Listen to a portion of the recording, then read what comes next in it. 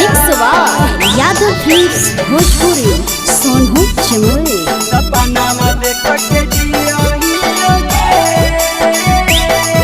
करे जावा, सपनामा देख के जियोगे करे जावा, सपनामा देख के जियोगे करे जावा, गम में गांजा पियोगे करे जावा, सपनामा देख के जियोगे करे जावा, सपनामा देख के जियोगे करे जावा, गम में गांजा पियोगे करे जावा,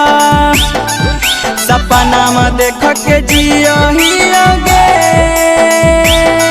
करे जावा,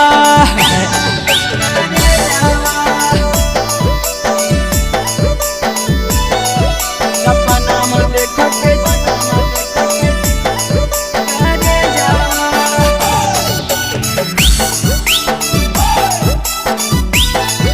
सपनामा देख के जियोगे, तोड़ी के दिलावा हमर गेल ससुरार गे, तन को न कोई अपना यारवा के ख्याल गे,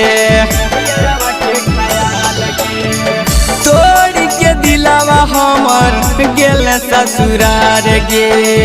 तन को न कोई अपना यारवा के ख्याल गे, गम में गांजा पियोगे करे जावा,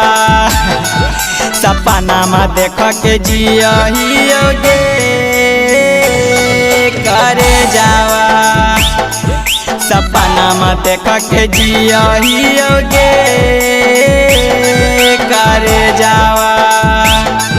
सपनामा देख के जियोगे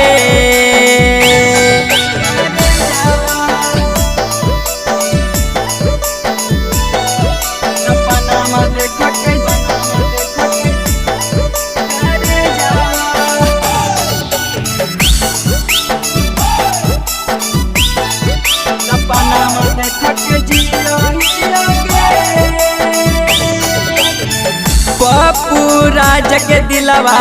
दिली जानू जार गे, बड़ी याद आबो करला तोहर प्यार गे, तोहर प्यार गे, महेश मितल के दिल दिल जार गे,